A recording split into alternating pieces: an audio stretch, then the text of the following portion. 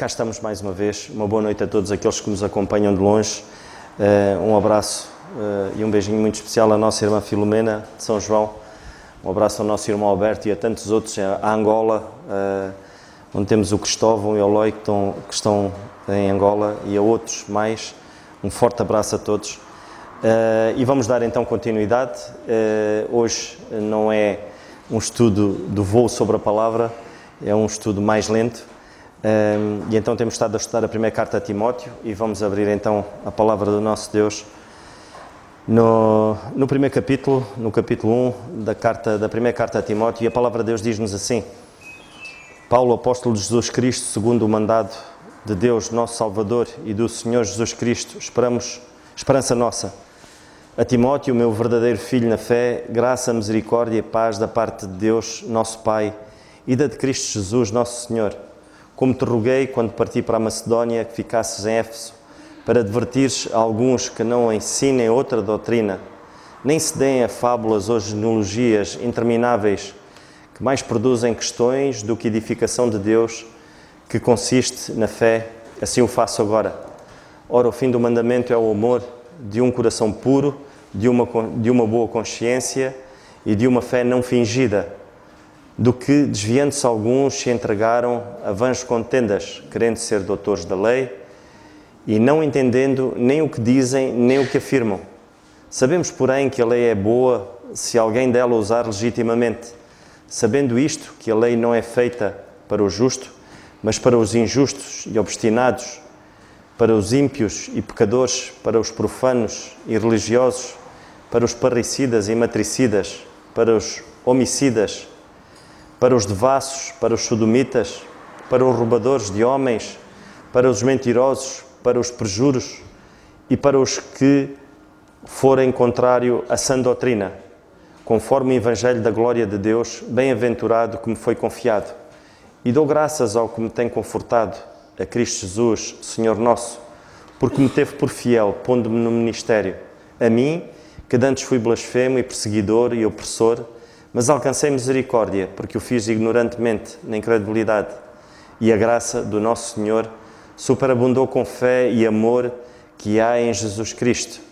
Esta é uma palavra fiel e digna de toda a aceitação, que Cristo Jesus veio ao mundo para salvar os pecadores, dos quais eu sou o principal, mas por isso alcancei misericórdia, para que em mim, que sou o principal, Jesus Cristo mostrasse toda a longanimidade, para exemplo dos que haviam de crer nele para a vida eterna. Ora, o Rei dos séculos, imortal, invisível, ao único Deus, seja honra e glória para todo o sempre. Amém.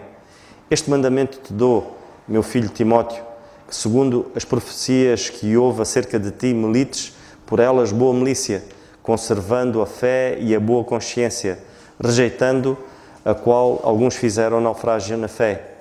E entre eles foram Himeneu e Alexandre, os quais entreguei a Satanás, para que aprendam a não blasfemar. E foi a leitura da palavra de Deus. Vamos então ouvir o nosso irmão Alberto e depois o nosso irmão Carlos Oliveira também tem uma participação. Vamos então ouvi-los e depois, se algum irmão quiser partilhar connosco algum pensamento, esteja à vontade. Graças a Deus por sua palavra. Louvo ao Senhor por esta igreja e por cada irmão nesse momento tão importante de oração, comunhão, intercessão e estudo das Escrituras. Agradeço o carinho e a consideração de cada um de vós, pelas orações e pelo apoio e incentivo também. Primeira carta de Paulo a Timóteo, capítulo 1, verso 3 ainda. Como te roguei quando parti para a Macedônia, que ficasse em Éfeso, para divertires alguns que não ensine outra doutrina. Você sabia que ou você vive na sã doutrina, ou vai para a vã doutrina? E por que será que as pessoas são tão atraídas e seduzidas pela vã doutrina, outra doutrina, que é outro evangelho, que é outro Jesus, e que na verdade é um evangelho adulterado, um Jesus melhorado, para atrair mais audiência, com aquele discurso motivacional, autoajuda. Você sabia que a Igreja Católica durante todos estes séculos, ela foi agregando um sincretismo religioso dentro do seu escopo, da sua organização. Cada pagão, cada um que se convertia ou era agregado, trazia vícios do paganismo, ídolos e tantos outros deuses que foram modificados, transformados para serem ajustados numa realidade cristã.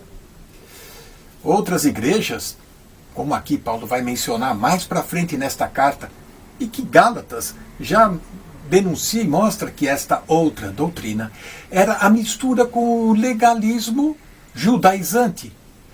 Os judaizantes eram judeus convertidos, cristãos, que traziam então todo o vício, toda a tradição judaica para dentro da igreja, para guardar sábados, guardar a lei, festas, algumas restrições alimentares, dízimos e tantos outros. O batismo fazia parte também deste movimento. Outras igrejas, como Paulo também fala em Colossenses, capítulo 2, verso 8, sobre filosofias vãs que se infiltram dentro das igrejas, desde aquela época até hoje.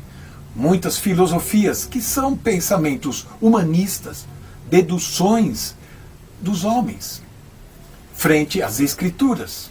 Poderíamos citar calvinismo, arminianismo, wesleyanismo, luteranismo, tantas outras, agostinianismo. Vamos parar aqui. Outras que poderiam cada vez mais fazer parte disto, como a igreja que faz parte do misticismo, igrejas que acreditam em participação de anjos, adoração de anjos, ou espíritos ministradores, reencarnação. Tudo isso faz parte de um sincretismo religioso que está permeando dentro da cristandade hoje em dia. Segunda carta de Paulo a Timóteo, no capítulo 4, no verso 3, revela a sedução pela vã doutrina, por estas doutrinas.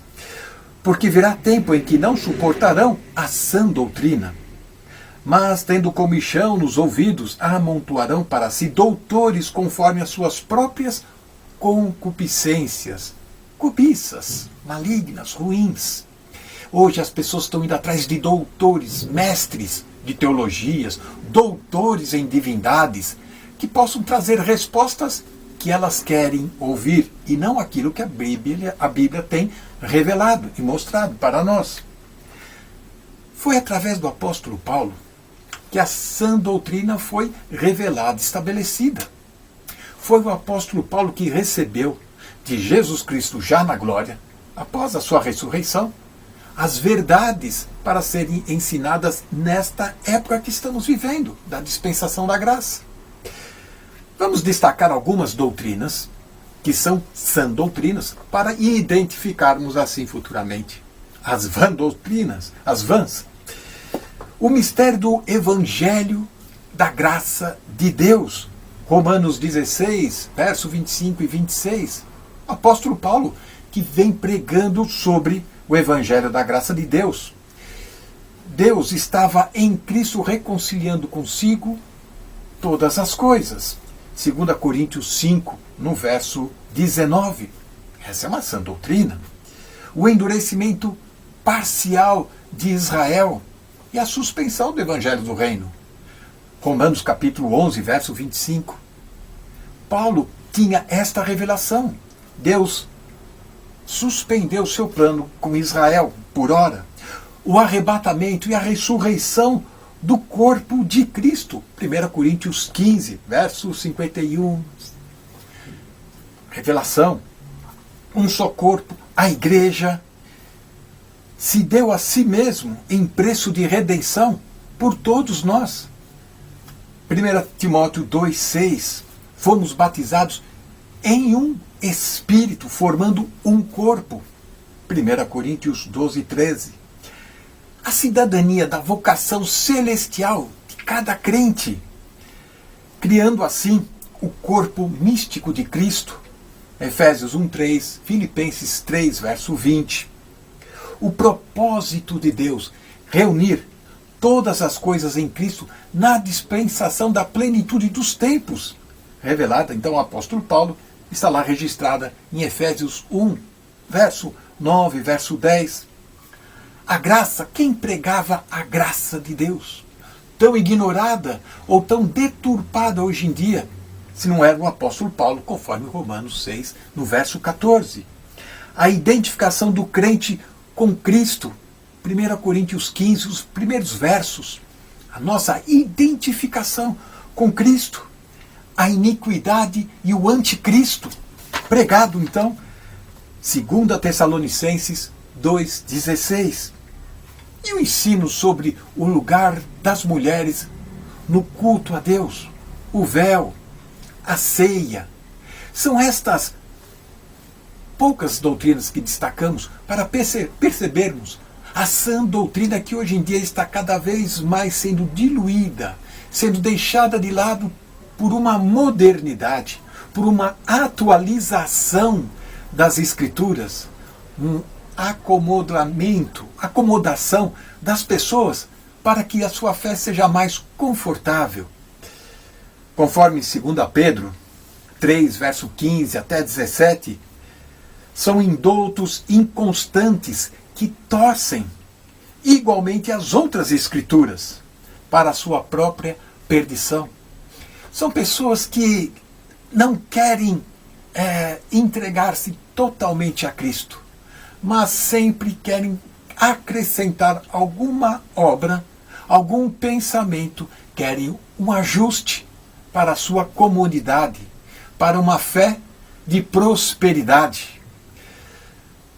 Deus tem muitas bênçãos em sua palavra através destas sã doutrinas a cada um de nós. E que o Senhor nos ajude a vivenciá-las em nossa vida e experimentar de fato o poder da ressurreição de Cristo em cada um de nós. Que o Senhor nos abençoe. Amém. Na possibilidade de estar fisicamente presente convosco, gravei este pequeno vídeo e eu espero que este meu pequeno contributo possa também ajudar a edificar a fé de todos. Na primeira carta a Timóteo, no capítulo 1, versículo 3, então nós lemos: como te roguei quando parti para a Macedónia, que ficasses em Éfeso para advertires a alguns que não ensinem outra doutrina.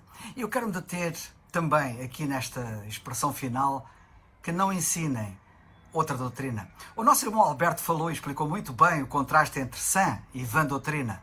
Nunca é demais dizer e alertar para o quão importante é estarmos assentes na sã doutrina. E porquê? Porque é esse facto que conduz a uma fé sã. Assentar numa doutrina vã conduz a uma fé vã. Será que algum de nós quer ter uma fé vã? É uma boa pergunta. Tenho a certeza que não. Então tenhamos cuidado. Notem o que o apóstolo Paulo disse quando escreve aos Coríntios, na primeira carta, no capítulo 15, versículo 14, diz ele assim: e se Cristo não ressuscitou, logo é vã a nossa pregação e também é vã a vossa fé. Portanto, ele fala aqui em a fé poder ser vã. E no versículo 17, Paulo mostra a gravidade de se ter uma fé vã. Diz ele: e se Cristo não ressuscitou, é vã a vossa fé, e ainda permaneceis nos vossos pecados. Estamos a ver bem a gravidade de uma fé que é vã, por assentar numa doutrina que também é vã. Afeta a salvação, afeta o perdão dos pecados. É preciso, pois, muito, muito cuidado. Mas, mais ainda, Paulo diz que a vã doutrina conduz a uma pregação vã. Eu não quero fazer uma pregação vã, levando as pessoas a terem uma fé vã. Repito o que citei de 1 Coríntios 15, 14. E se Cristo não ressuscitou, logo é vã a nossa pregação. E também é vã a vossa fé. Eu tenho que ser muito rigoroso nisto. Ou poderei conduzir pessoas à perdição eterna e não à salvação eterna, que é o que todos almejamos. Muitos pensam que a uma doutrina basta que seja bíblica. Não é verdade. Cuidado, pois, uma doutrina pode ser bíblica e pode simultaneamente ser vã. Notem este exemplo. Paulo diz na Epístola aos Romanos, no capítulo 4, versículo 14: porque se os que são da lei são herdeiros, logo a fé é vã e a promessa é aniquilada. Doutrina vã pode ser uma doutrina bíblica, a lei é bíblica, mas ser herdeiro da lei não é doutrina sã e por isso tal ensino conduz a uma fé vã. A lei de bíblica, para a doutrina ser verdadeiramente sã, tem que pertencer à dispensação vigente, à atual dispensação da graça de Deus. E como diz o apóstolo Paulo, se é que ouvistes falar da dispensação da graça de Deus que lhe foi dada a ele, Efésios capítulo 3, versículo 2. Vejamos o exemplo do batismo na água. O batismo na água é uma doutrina bíblica, mas é judaica e não diz respeito ao corpo de Cristo. A atual dispensação da graça de Deus, não sendo portanto atual. Ensinar hoje essa doutrina é ensinar doutrina vã. E o grave disso é que torna a cruz de Cristo vã. Muitos não têm bem a noção da gravidade. Provavelmente nunca notaram neste pormenor. Paulo diz aos Coríntios, quando escreve na primeira carta, capítulo 1, versículo 17, porque Cristo enviou-me não para batizar, mas para evangelizar, não em sabedoria de palavras, para que a cruz de Cristo se não faça vã. Paulo diz aqui claramente que o Senhor não o enviou a batizar com água. Só para lembrar, Pedro e os 11 apóstolos, antes da nova dispensação da graça de Deus ter começado com o apóstolo Paulo, não podiam dizer aquilo que Paulo disse aqui, quando ele escreveu aos Coríntios, pois a eles o Senhor enviou-os claramente a batizar, como podemos confirmar em Mateus capítulo 28 e versículo 19, quando o Senhor lhes disse, ide e batizai. Ao apóstolo dos gentios, o nosso apóstolo, o Senhor não enviou a batizar. Ele disse claramente, Cristo não me enviou a batizar. Ele explica depois aos Coríntios, no capítulo 12 e versículo 13, que o batismo atualmente existente, em vigor, é um batismo espiritual. E diz aos Efésios que agora há apenas um batismo. Efésios 4:5, um só batismo. Sendo, portanto, o espiritual e não o da água, o batismo que está em vigor. Ou teríamos, na realidade, dois batismos, quando Paulo diz que há um só batismo. Como costumo dizer, hoje, ou o batismo do Espírito está em vigor e o batismo na água não, ou está em vigor o batismo na água e não vigora o batismo do Espírito. Ora, todos nós temos a certeza de que hoje o batismo do Espírito está em vigor. Logo, é fácil perceber que, havendo hoje um só batismo, é o da água que não está em vigor. E, portanto, praticar hoje batismo na água é seguir uma doutrina vã, ainda que bíblica. Seguir uma doutrina que não é sã. Paulo diz aos Tessalonicenses, na sua primeira carta, no capítulo 2, versículo 1, que a sua entrada para com eles não foi vã. Lemos assim, porque vós mesmos, irmãos, bem sabeis que a nossa entrada para convosco não foi vã. E porquê? Porquê que ele diz isto?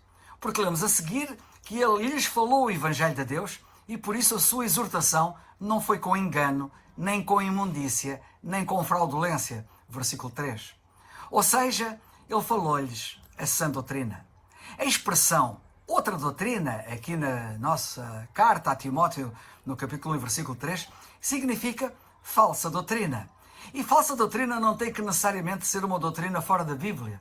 Uma doutrina que, mesmo que seja bíblica, não faça parte da doutrina que o Senhor da Glória revelou ao apóstolo Paulo para a Igreja, ao corpo de Cristo, é uma falsa doutrina. Exemplo claro, oferecem-se, por exemplo, se oferecerem hoje sacrifícios de animais ou circuncidarem alguém, isso é uma falsa doutrina. É bíblica, mas é falsa. Talvez estes dois exemplos nos ajudem melhor a perceber aquilo que estamos aqui a dizer. Por último, como é que eu sei que uma doutrina é sã e não vã? Que não é outra, que não é falsa? Conhecendo a doutrina sã, a genuína, a verdadeira. E é nas epístolas de Paulo que nós conhecemos a verdadeira doutrina, a doutrina sã. Não nos livros de Moisés ou noutros escritos da Bíblia, por muito ensino proveitoso que tais tenham para nós. E têm. Relembro 1 Timóteo 6, 1-5, que noutro estudo anterior já fiz referência. O apóstolo Paulo dá ali vários ensinos sobre os servos, por exemplo, no capítulo 6 da primeira carta, versículos 1-5. E ele dá ensino, que é dele, que é ele que ensina, e depois diz assim, isto ensina, diz ele a Timóteo, isto ensina e exorta. Se alguém ensina alguma outra doutrina, e se não conforma com as sãs palavras do Senhor Jesus Cristo, e depois ele diz, na parte final, aparta-te dos tais. Ou seja, o verdadeiro ensino, o ensino são, é o que Paulo ministra. E as palavras que ele ministra são sãs palavras do Senhor Jesus Cristo, visto que o Senhor Jesus Cristo, da glória, lhes deu esse ensino, não vinham da cabeça dele. Na segunda carta a Timóteo, capítulo 1, versículo 13, nós lemos, conserva o modelo das sãs palavras, disse Paulo a Timóteo, que de mim tens ouvido, na fé e no amor que há em Cristo Jesus. O caixa de um banco sabe que uma nota é falsa, não porque conheça todas as notas falsas, mas porque conhece as notas verdadeiras. Conheçamos, pois, nós bem a sã doutrina. Conheçamos bem a sã doutrina em vigor, na atual dispensação da graça, e facilmente detectaremos doutrinas que não sejam sãs, que sejam vãs, que sejam falsas, ainda que sejam bíblicas. Que o Senhor nos abençoe. Irmãos, eu queria partilhar um pensamento convosco, um pensamento que é mais de edificação, mas aqui baseado nesta passagem em que o apóstolo, começando no versículo 2, ele começa a falar com Timóteo e começa a falar acerca de Timóteo. E portanto, nós sabemos que Timóteo, ele era um homem de Deus. Timóteo era um jovem que, pela graça de Deus, teve uma mãe e uma avó que foram fantásticas, porque o encaminharam na palavra de Deus, e depois teve o privilégio de ter um encontro com Paulo, ter Paulo que apareceu, portanto, na sua vida, e aí ele conheceu verdadeiramente ao Senhor Jesus Cristo como seu Salvador, e portanto ele foi salvo. E cresceu, ele aprendeu, porque esteve com Paulo, esteve atento ao que Paulo lhe ensinou, valorizou a palavra de Deus, valorizou de facto aquilo que Paulo lhe transmitiu, e portanto ele foi se fortificando na palavra de Deus, foi ganhando convicções, de tal forma que Paulo confiava nele. Aliás, Timóteo, ele fazia parte de um pequeno grupo, restrito grupo, em quem Paulo verdadeiramente confiava. Portanto, Timóteo fazia parte deste grupo que Paulo confiava de facto nele. E confiava de tal maneira nele que o incumbiu de uma missão que não era fácil. Paulo, conforme lemos aqui, como te roguei quando parti para a Macedónia, que ficasse em Éfeso para advertir alguns que não ensinem outra doutrina. Paulo começou a perceber e a ver que aquilo que ele tinha ensinado estava em perigo, porque começaram a surgir novas doutrinas, novo ensinamento, e portanto a verdade estava em perigo. Portanto, Paulo teve consciência disso, Paulo se preocupou com isso, se preocupou que a verdade ela fosse de facto atingida e que a mentira fosse misturada com a verdade e de facto muitos fossem realmente enganados. Paulo estava preocupado. Será que todos nós estamos preocupados também em conhecermos a verdade, firmarmos na verdade, vivermos pela verdade e anunciarmos de facto a verdade, procurarmos realmente pôr em prática na nossa vida os ensinos que o apóstolo recebeu do Senhor? Ele estava preocupado e por isso ele agiu. Irmãos, se nós estamos preocupados, devemos de agir também. E a forma de agirmos é conhecermos a palavra de Deus. É conhecermos verdadeiramente a dispensação da graça de Deus. É conhecermos verdadeiramente este Evangelho da graça de Deus e firmar-nos nele. Aprender, conhecê-lo, vivê-lo, para podermos também ensinar aos outros, mostrar aos outros qual o plano de Deus para a salvação. Porque é isto tudo que está em causa. Hoje em dia, nós sabemos que a religião, a própria igreja, o meio evangélico, a confusão é tremenda. E o perigo de almas partirem para o inferno sem Cristo é muito grande. E muitos causados, a causa é a confusão que o próprio meio religioso vive, em que as pessoas estão baralhadas, confundidas e não sabem o que é que hão de crer, o que é que hão de aceitar. E era tudo isso que o apóstolo estava de facto preocupado. E por isso ele incumbiu Timóteo, rogou-lhe, para que ele ficasse em Éfeso, para pôr em ordem as coisas, para procurar impedir que estas falsas doutrinas pudessem tomar conta daquela igreja, pudessem destruir tudo aquilo que ele construiu, porque aquela igreja em Éfeso foi fundada por ele nas suas viagens missionárias. As viagens de Paulo eram viagens missionárias, não eram passeios turísticos, eram viagens missionárias. Ele andou por muitos lados pregando o Evangelho.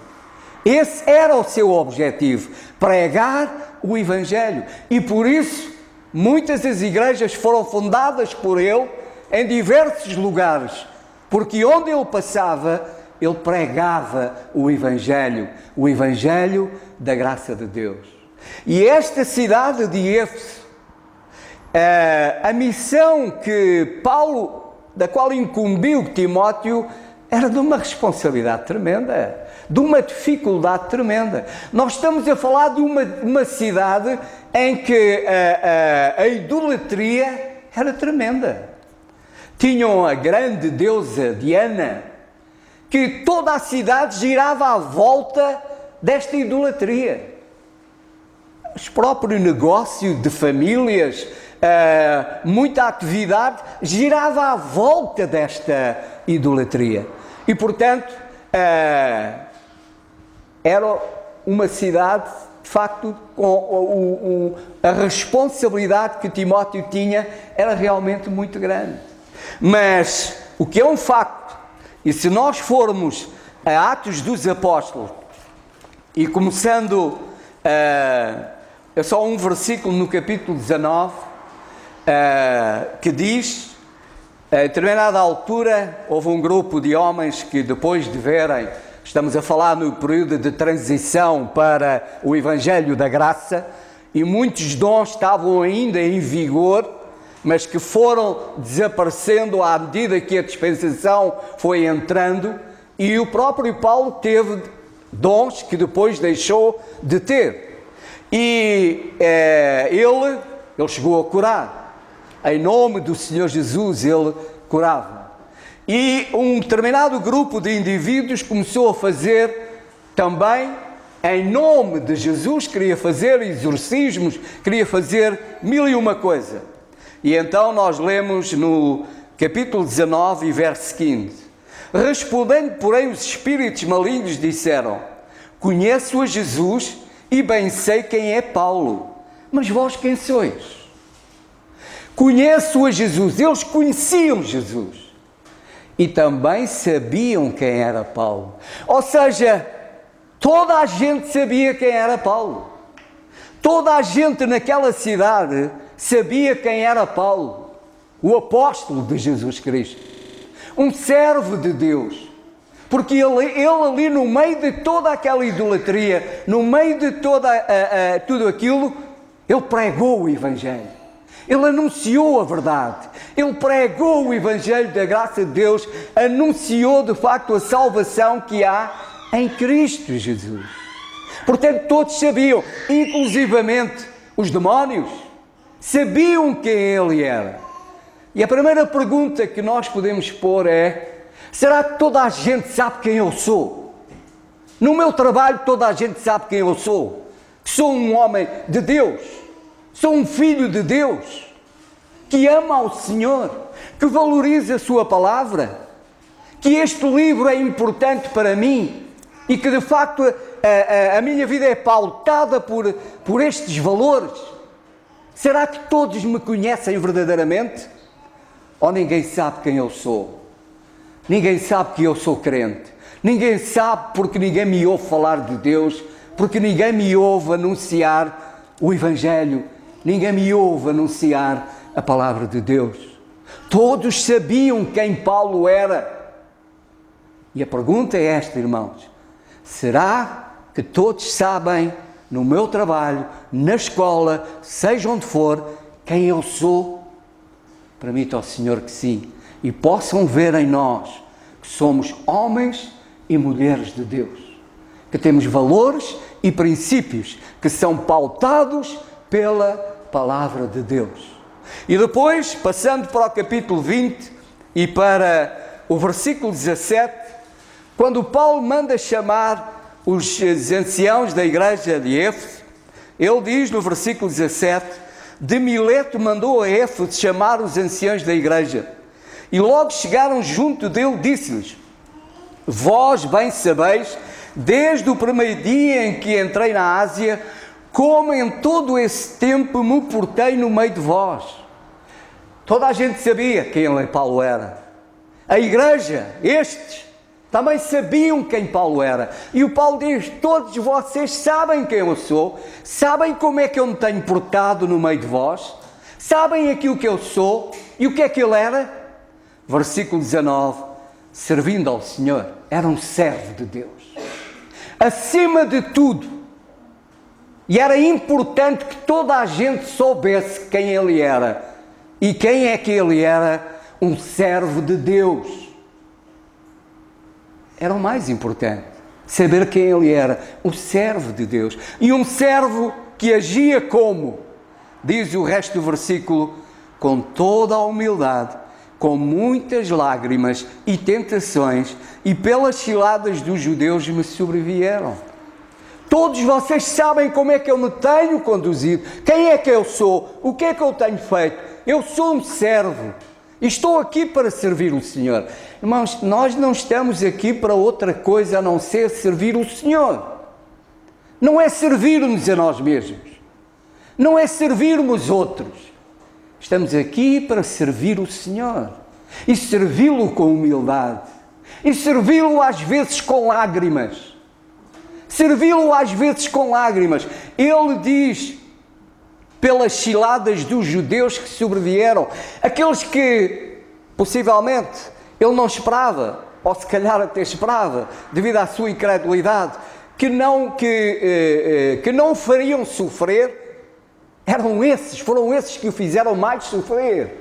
E por vezes são aqueles que menos esperamos, são aqueles que nos fazem mais sofrer, aqueles que estão mais perto de nós, que nos fazem por vezes derramar mais lágrimas. E o apóstolo Paulo derramou muitas lágrimas, sofreu muito. E sabem, eu creio que o maior sofrimento que o apóstolo passou não foi por facto dos gentios, dos incrédulos o perseguir, não foi esse o sofrimento. O maior sofrimento foi a traição de alguns, foi o abandono de alguns, depois de ele ter feito tanto. Esse era o maior sofrimento. E Paulo esteve ali em Éfeso como um servo de Deus, que serviu o Senhor com toda a humildade, com lágrimas. E diz ele no versículo 20: como nada que útil seja, deixei de vos anunciar e ensinar publicamente pelas casas. Aquilo que Paulo ensinava era aquilo que era útil. Paulo não perdia tempo com coisas inúteis, com coisas que para nada aproveitavam. Paulo tinha uma mensagem que recebeu do Senhor, e essa era a sua preocupação, era transmitir essa mensagem, que era útil, que era importante, Era essa mensagem, era a mensagem que era importante, e por isso era importante que todos a ouvissem. E Paulo anunciou-a sempre, perante todos, perante reis, perante homens humildes, perante toda a gente. Ele não deixou de anunciar a mensagem de Deus, como ele diz, nada que útil seja, deixei-vos anunciar e ensinar pelas casas, testificando tanto aos judeus como aos gregos, a conversão a Deus e a fé no Senhor Jesus Cristo. Ou seja, ele não deixou de esclarecer, de apresentar com toda a clareza o plano de Deus para a salvação. É isso que é importante. É que as pessoas entendam com toda a clareza qual é o plano de Deus para a salvação. E é isso que é o maior perigo. E por isso a confusão só favorece uma pessoa, que é Satanás. Ele veio para reinar, para gerar confusão. E no meio da confusão as pessoas não percebem. E é isso que ele quer. E a cristandade vive uma confusão tremenda. Vive numa confusão tremenda. E por isso a igreja está como está. Por causa da confusão em que ela se encontra. E é responsável, e nós próprios que estamos aqui, somos responsáveis por muitos que partem para o inferno diariamente. Porque não temos sido os servos que Deus quer que sejamos, apresentando o plano de Deus para a salvação, falando daquilo que é útil, e perdemos tempo em coisas que são inúteis, perdemos tempo em coisas que são vãs, que para nada aproveita, e não nos ocupamos naquilo que é útil, ou seja, na palavra de Deus, anunciando a palavra de Deus. E diz: agora eis que, ligado pelo Espírito, vou para Jerusalém, sabendo o que há de acontecer, senão que o Espírito Santo de cidade em cidade me revela, dizendo que me esperam prisões e tribulações. Ele ia para Jerusalém, e todos diziam que ele ia sofrer prisões, e ele diz, versículo 24, mas em nada tenho a minha vida por preciosa, contando que cumpra com alegria a minha carreira e o ministério que recebi do Senhor Jesus, para dar testemunho do Evangelho da graça de Deus. Não tenho a minha vida por preciosa. O que conta na minha vida é o anunciar o Evangelho da graça de Deus. É isto que eu recebi do Senhor. E por isso nós vemo-lo no final da sua vida, olhando para trás, e diz: combati o bom combate, acabei a carreira, guardei a fé. Ele olhava para trás e via que ele tinha sido fiel ao ministério que o Senhor lhe tinha dado. E nesta hora, irmãos, olhemos para trás para a nossa vida. Cada um de nós, a começar por mim, olhemos para trás, examinemo-nos e digamos: como é que tem sido a minha vida? Será que eu tenho cumprido o ministério que o Senhor me tem dado? Tenho sido fiel a esse ministério? Tenho de facto anunciado? Ele podia dizê-lo: combati, acabei a carreira. Ele estava tranquilo. Se o Senhor nos chamar hoje à sua presença, como é que nós vamos comparecer perante o Senhor? Tranquilos também, porque até aqui temos sido fiéis, temos conhecido a sua palavra, temos conhecido esta dispensação, este Evangelho da graça de Deus, o temos compreendido, o temos vivido e o temos anunciado àqueles que estão de facto à nossa volta. E diz ele, versículo 27, porque nunca deixei de vos anunciar todo o conselho de Deus. Nunca deixei de vos anunciar. E depois ele alerta os anciãos: olhai por vós, olhai pois por vós e por todo o rebanho, sobre que o Espírito Santo vos constituiu bispos, para apacentares a igreja de Deus, que ele resgatou com o seu próprio sangue.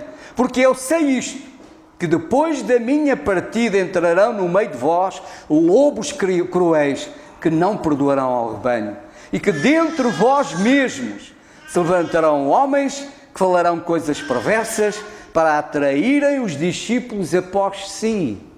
Portanto, Paulo, ele sabia que a igreja estava em perigo, que o Evangelho da graça de Deus estava em perigo, que os lobos devoradores iam entrar, a confusão ia ser muita, mas ele não deixou de alertar. E por isso, ele diz, versículo 31, portanto, vigiai. E este é o conselho que ele me deixa a mim e deixa a cada um de vós. Vigiemos, irmãos. E a melhor forma de vigiarmos, estarmos atentos àquilo que se passa à nossa volta, é ocupar-nos com a palavra de Deus. É conhecermos esta dispensação da graça de Deus. É conhecermos o plano de Deus para a salvação do homem. Estarmos seguros nisso. Estarmos seguros, conhecermos verdadeiramente a palavra de Deus para podermos vivê-la, podermos anunciá-la, podermos ajudar aqueles que estão à nossa volta. E para terminar, versículo 33 diz: de ninguém cobicei a prata, nem o ouro, nem as vestes. Vós mesmos sabeis que para os que era necessário a mim e aos que estão comigo, estas mãos me serviram.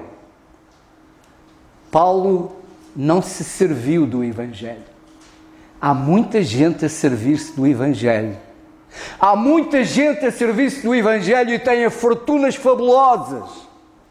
Paulo não se serviu do Evangelho. Paulo viveu para o Evangelho, para anunciar o Evangelho. Ele trabalhava, ele não estava dependente, nem estava ali para explorar os irmãos, não. Ele trabalhou para se sustentar e sustentar aqueles que estavam com ele. Ele não viveu do Evangelho, ele viveu para servir o Evangelho, para anunciar o Evangelho.